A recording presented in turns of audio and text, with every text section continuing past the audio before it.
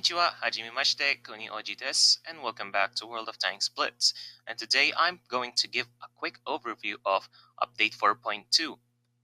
Update 4.2 is around the horizon, and very much we can expect that there's going to be new stuff as well as some balances. So first off, as with every World of Tanks Blitz patch, there's also going to be new changes as well as new features, but for this update is pretty much very special, at least in my opinion, because there's going to be a new branch of French medium tanks, or rather light tanks, at least so that I've been informed, and it's going to have the Bachatillon 25T, which you guys may probably know if you guys have been playing PC as one of the most popular tanks in World of Tanks. And honestly, once they release it, I might as well be able to pick one up. And also, there's going to be a new map called Naval Frontier. I've seen the map before in some videos, and pretty much it resembles like Scotland or some sort. And then there's the Scottish castle in the middle, and then you're like, so it's like it's like set near the Loch Ness Lake, and you can just wait until the Loch Ness monster comes out of the lake. Anyway, there's also some changes implemented on some few of the tanks that we like, some that we hate. There's also going to be a new camouflage for the brand new Tier 10, the Bachatillon 25T, called the Musketeer Camouflage, and honestly, it looks really nice here. And pretty much I hope I will be able to make it at least before they remove this patch, because next patch they won't be able to feature the Musketeer Camouflage unless there's going to be an event where they're going to bring it back.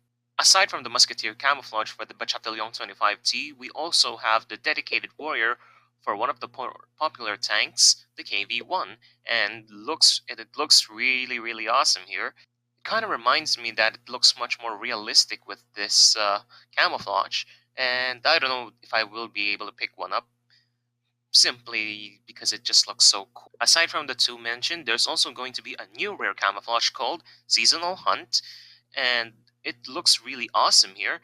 It kind of looks like an urban camouflage, as we can see here from the Tiger 2, sporting it on the left. And also we have my personal favorite, the Centurion 7/1, sporting it, and just because it looks really awesome here, it looks more like a modern main battle tank, I might as well be able to pick one up. Aside from that, there's also some minor bug fixes here, but I won't be delving on too much, so let's get on to the overview.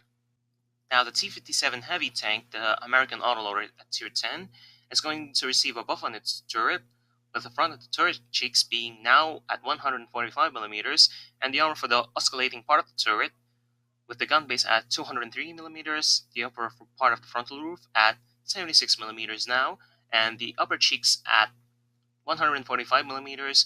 For the gun handling, the reload time for one shell was decreased from 3.33 to 2.5 seconds, but the reload time for the magazine was increased from 20.13 to 22.05. The aiming time was also decreased from 4.4 to 3.6, and the dispersion was buffed as well, decreasing from 0.336 to 0.326. Now basically, the T-57 Heavy is going to be receiving an improvement in armor as well as in the weapon handling, except for the reload time of its magazine, which is increased by only around like 2 seconds. Aside from that, for its predecessor, the T-54E1, its 90mm gun is also going to receive a buff. The reload time for one shell was decreased to 2.5 seconds.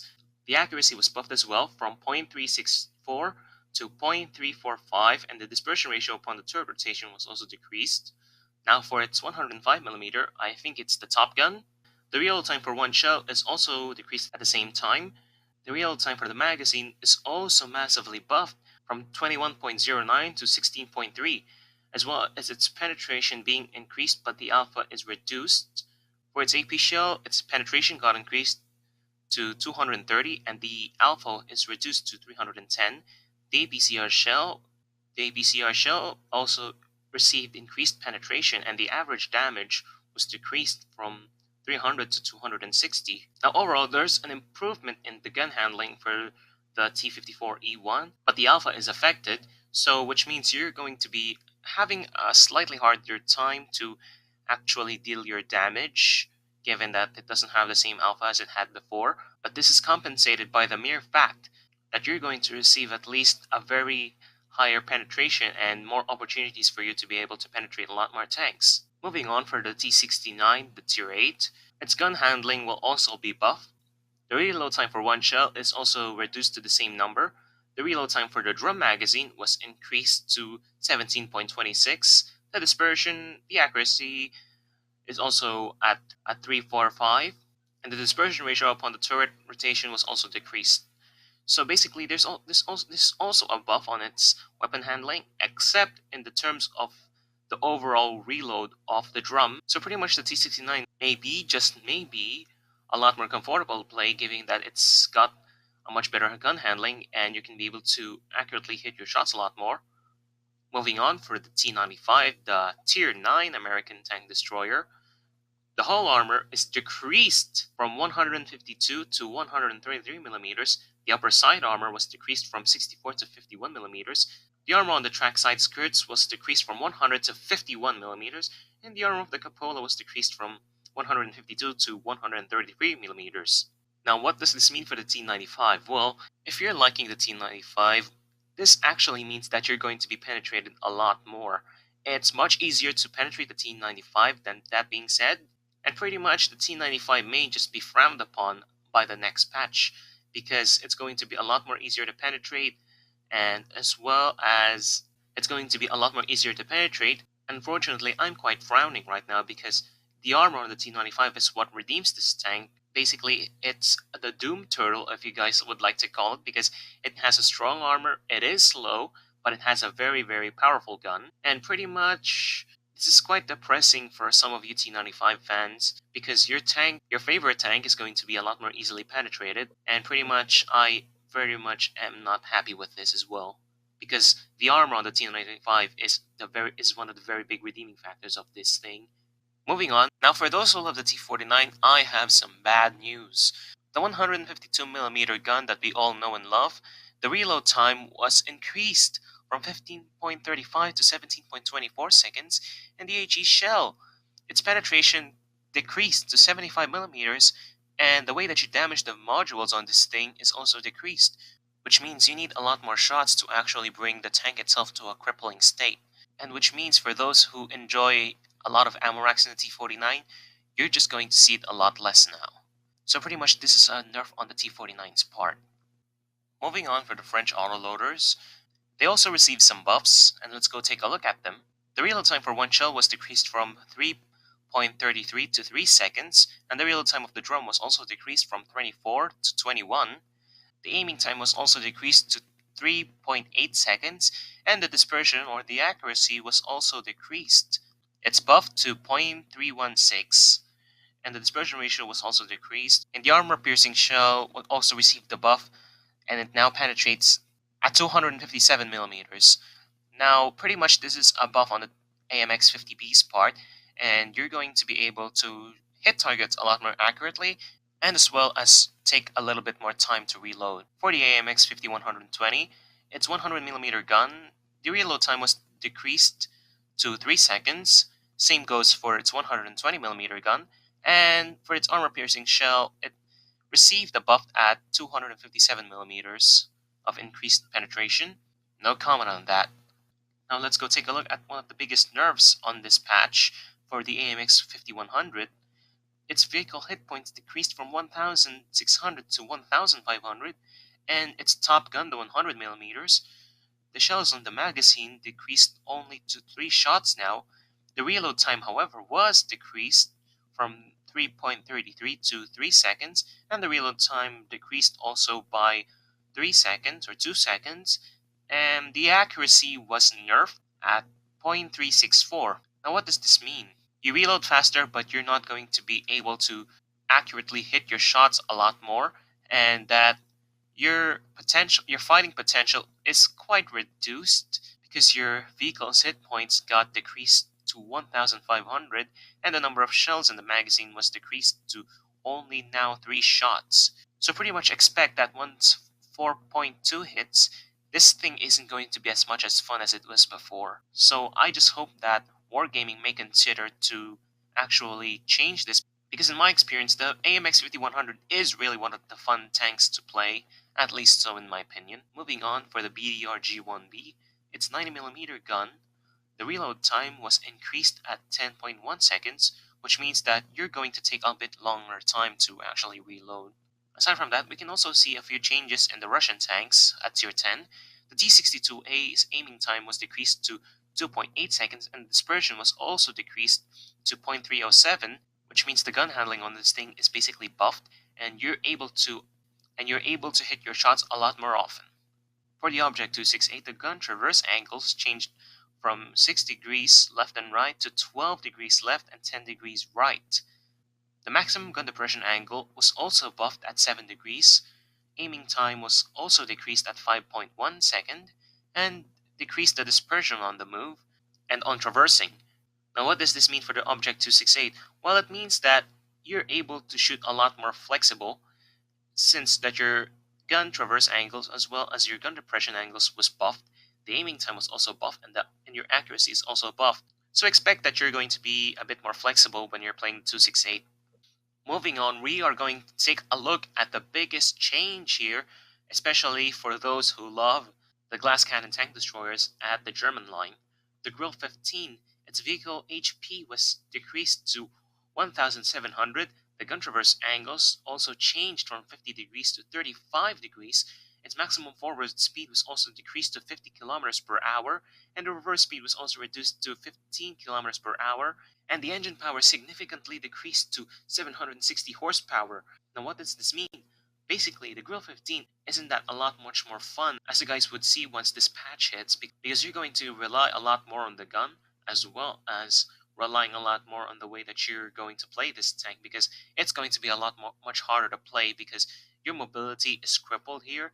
Your hit points, you don't have a lot much more hit points anymore, as well as your gun traverse angles, and your engine power is also now at 760 horsepower, which means that you're going to go a bit slower here. So expect the worst when you're going to play the Grill 15 again. For the Waffenträger of Panzer IV, the traverse speed when mounting the 12.8cm gun decreased to 30.25 degrees, and the traverse speed on mounting the 15cm gun decreased to 34.42 degrees. For the 15cm gun pack L29.5, the dispersion was increased to 0.46, and for the pack L38, its armor penetration was increased from 235 to 255. Now, what does this mean for the Waffenträger of Panzer IV? Well, it means that you're going to be slightly slower in traversing, as well as when you mount the 29.5L, your accuracy won't be that as good, and when you're mounting the L38, you're going to have a big change in armor penetration. Moving on, for the Rheinmetall Borsig Waffenträger, basically I'm going to focus at the big change here. The 15cm pack L29.5 gun that you guys mount here, basically the maximum gun depression angle was decreased to 3 degrees, the reload time was increased to 17.24, the dispersion was also decreased to 0.46, and the dispersion ratio upon the third rotation was decreased. Now, what does this mean for the Borsig Waffenträger? Basically, it's not going to be as fun when you're trying to shoot stuff now, because you don't have gun depression anymore, your reload time is not that good, and your dispersion is not going to be as good as well. So basically, the Borsig's going to be frowned upon once the next patch hits. Also, the 88 Pack 43 Jagdtiger, they've also added a new alternative gun, the Tier 9 105cm KWK L68A, which basically is resembling the top gun, the Tiger 2. It can be researched at 100 experience.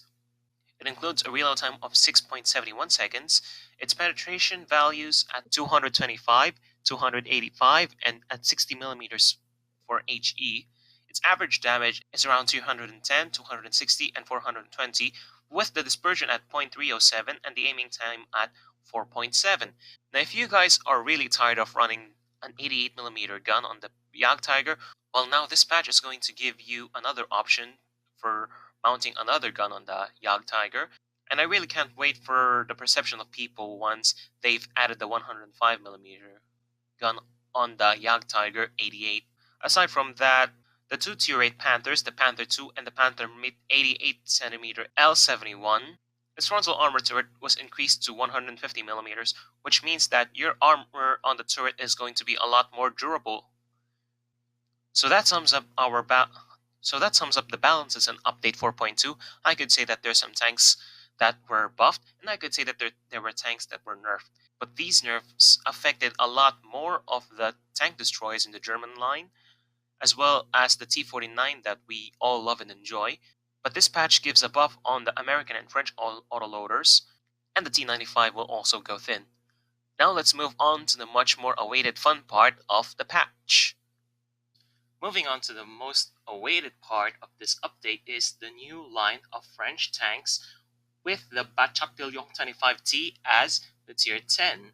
Now to explain this in short, the Tier 2 to 4 tanks are very slow but they have very good armor, but their armaments are quite inadequate or adequate. They're just decent, they're not much of a game changer. So moving on, the Renault R35 is going to occupy Tier 2. Its front is very thick, and very very thick it is for its tier. The AMX-38 on the other hand is low, but the armor is thick as the R35. Its armament is quite okay for its tier. There's nothing much about it.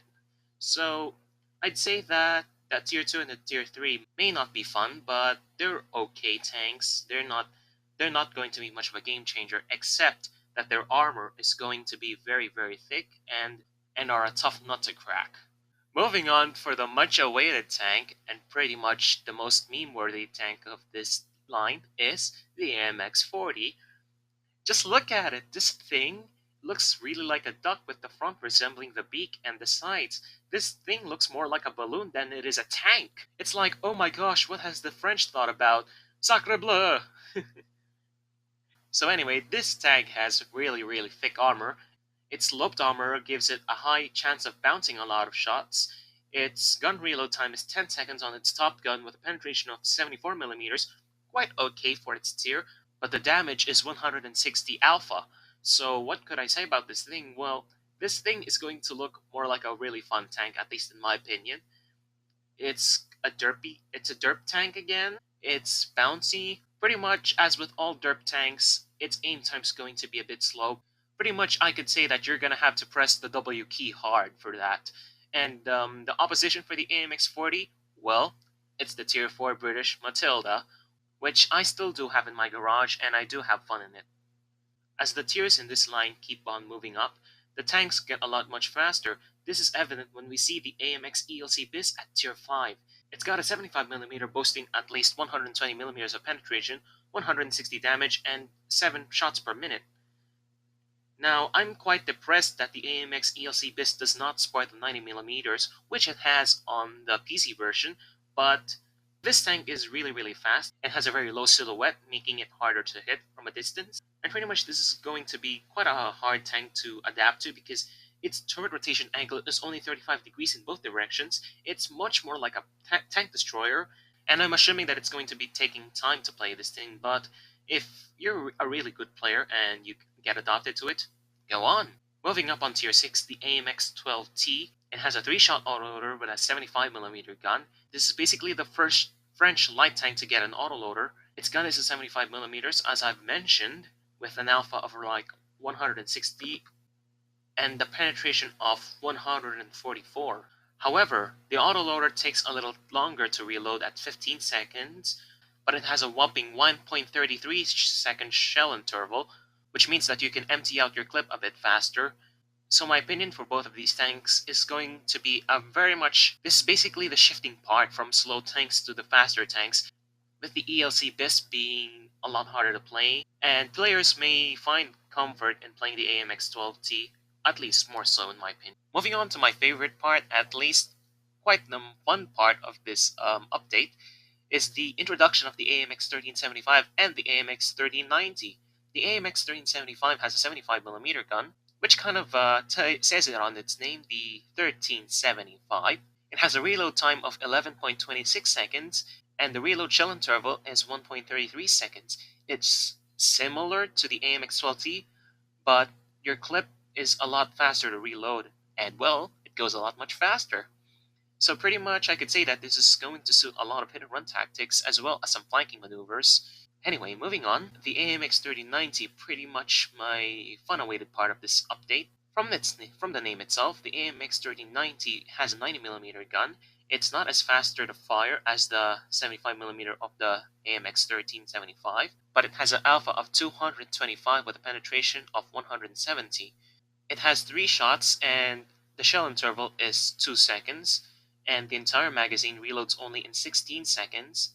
Pretty much I could say that this is a flanking light tank. Pretty much you're going to expose yourself a bit lesser because it's going to reload a lot slower than the AMX 1375 given the caliber of the gun.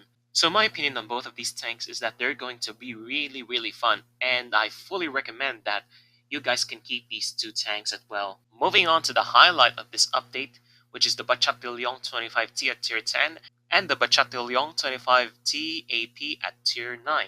Now the difference between the two is in the armor, the gun, and maybe the engine in itself. The Batchat tier 9 version gets a 100mm gun, while the tier 10 Batchat gets a 105mm gun. Both have 3 shots in each magazine. It has a rate of fire of 3 seconds per shot, with a reload time of 17.82 at the AP version, and at the tier 10 with 14.68, with the penetration a lot better in the Batchat, and the alpha being the same. The accuracy is the same. The aiming time on the Batchat tier 10 is 3.5 seconds, while the tier 9 Batchat gets 4.1. The gun depression is the same. The elevation angles are a lot better in the tier 9 version, and the view range is pretty much the same. For its armor, it's slightly thicker in the Batchat tier 10, but pretty much you don't play the Batchat for its armor. You play it because it's fast. Its hit points, it has 200 more HP on the tier 10 Batchat than the tier 9. For the armor, the Batchat tier 10 has a lot thicker, slightly thicker by 30mm or so, but pretty much you don't play the Batchat for its armor, you play it for its speed and its ability to hide and reload. So the Batchat tier 10 has an engine power of 720 horsepower, while the tier 9 gets 575 with a power to weight ratio of 21.6, inferior to the Batchat's 28.48 horsepower per ton. Its speed limit is the same. Traverse speed is a lot faster by 1 degrees per second, and the turret traverse is pretty much the same. So pretty much my opinion for both of these tanks is that they're going to have their own mojo. And pretty much these tanks may take some time to play, but with practice and a few adjustments, players will be able to find and play them much more a lot comfortably, and pretty much they're very enjoyable in their own way. So my final verdict for the new French light tank line is that they're very enjoyable in their own way, but there's some sort of drawbacks which I could not explain because the patch has not hit. But hopefully once the patch hits, I could be able to grind onto tier 10 and I could be able to give my own perception of it. Aside from the new content with the Bachatillon 25T line, we're also going to have a new map called Naval Frontier, which pretty much resembles Scotland in a way, because that castle in the middle looks like a lot of those Scottish castles that I've seen in pictures, and the lake over there looks a lot more like the Loch Ness Lake. But where the hell is the Loch Ness Monster? But seriously, it would be kind of a cool to add an Easter egg where you can see the Loch Ness Monster around here. Anyway, so we can see that the northern part and the southern part occupy the spawn points, and pretty much the center area has the capture areas, with the encounter mode being situated near the castle, and for the supremacy mode, the A and B capture points are very close, while the C is slightly distant, and pretty much there's a lot of avenues for engagements here, especially on the around the castle area and on the northern part. Moving on, this is what the castle area looks like, and that over there is the cap point. Oh, sorry about that. And that over there is the cap point, and we can see that the cap point is protected by these walls over here, and pretty much if there's some people shooting from the A area, we can see that it's covered by this small cliff here. So pretty much there's a lot of cover when you're trying to capture this area here, at least in front of the castle. Moving on, this is what the castle looks like, and adjacent to it is another castle wall over there, And I'd assume that the intensity of the fight may situate around the castle a lot more often, at least in my opinion. From this point on this picture here, we can see the whole map itself. The castle is on the middle, and the avenues going to it is seen by the left side and the right side of the picture. And there's also a small bridge over here, which players can be able to cross and go to the other base to flank at least. So my opinion for Naval Frontier, it's going to be one of those maps which are close quarters, and it's going to be very, very fun and pretty much intense, at least in my opinion. So hopefully, I hope this video was somehow informative. If it was, please consider giving it a like down below, subscribe, and let me know in the comment section what do you think of the new update, the changes and the balances, as well as the brand new French light tank line and the new map. And as always, thank you so much guys, you've all been epic, and hopefully I'll see you in the next video.